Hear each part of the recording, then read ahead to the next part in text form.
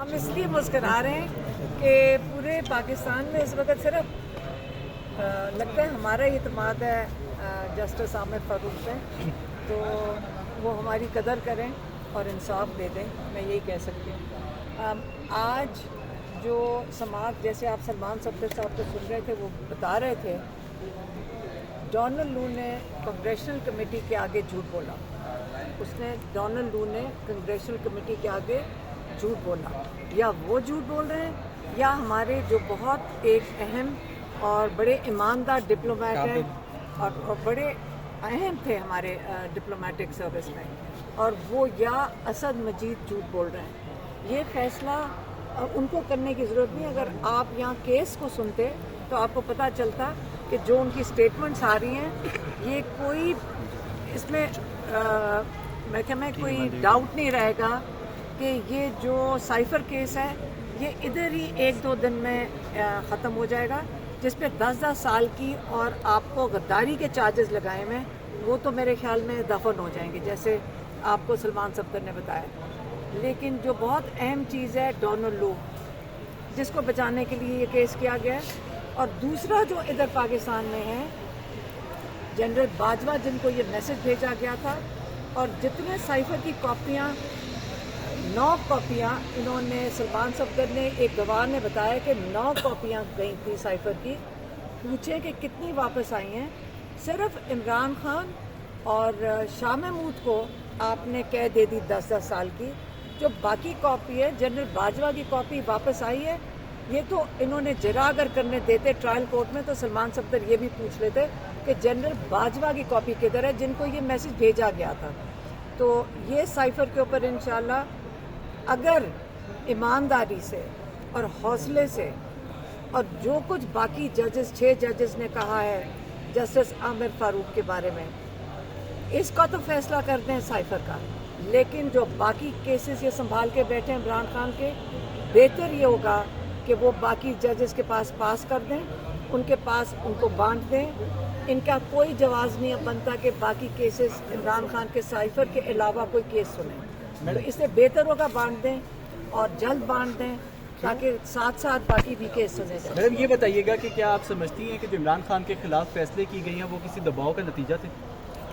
کس نے کون سے فیصلے؟ جو ججز نے دباؤ کا ذکر کیا ہے، 6 ججز نے جو کون سا فیصلہ نہیں کیا؟ اب ہمیں کیا پتا دباؤ کے نیچے ہے، ہمیں کیا پتا کس وجہ سے۔ لیکن یہ ججز کی ذمہ داری ہے، انصاف تو ہم ججز سے مانگتے ہیں، جو ہمارے قاضی ہوتے ہیں ان کی ذمہ داری ہے کہ آپ انصاف دیں۔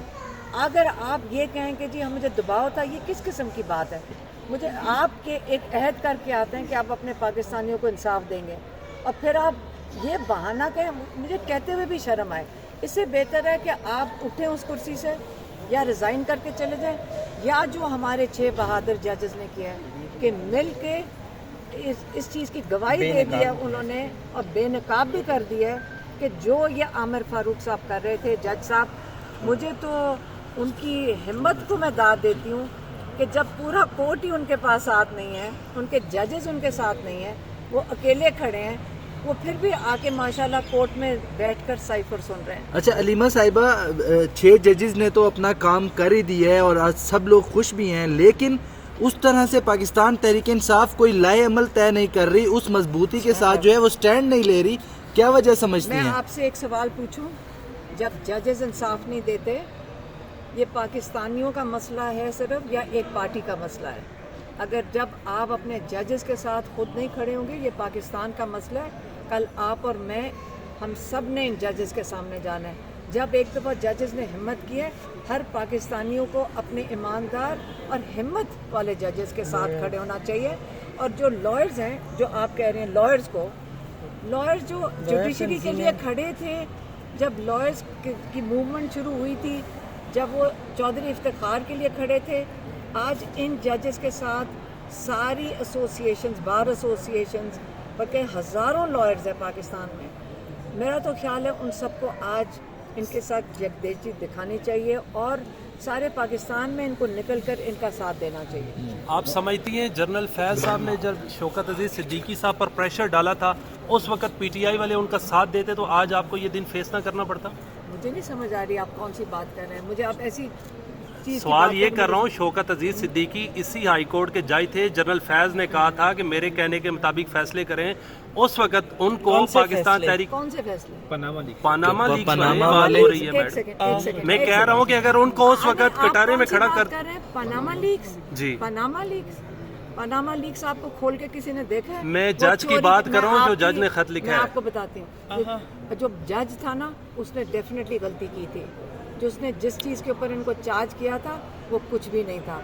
जो असली चार्जेस थे उस जज ने छोड़े थे। आप सही कह रहे हैं, अगर ये जजेस सही फैसला देते आज ये फारग ना फिर रहे होते। एक अकामे के ऊपर उसको चार्ज किया था। जो चोरी और डाका जो आप और मेरा पैसा लेकर गए हैं उसके ऊपर चार्जेस नहीं ऐसे थे। फैसलों के सुधार के लिए फिर क्या मुमकिन है? क्या अगर कोई राय आपसे तलब कीजिए कैसे मेरी राय क्या होगी? हम सारा दिन कोर्ट के अंदर खड़े होते हैं, हम सारा दिन जेलों में खड़े। मैं ये बता दूं, इंशाल्लाह अगर पाकिस्तान को थोड़े से अच्छे जजेस मिल गए ना, पाकिस्तान की जो कहते हैं ना कि मुस्तकबिल बदल जाएगा इंशाल्लाह। Thank you.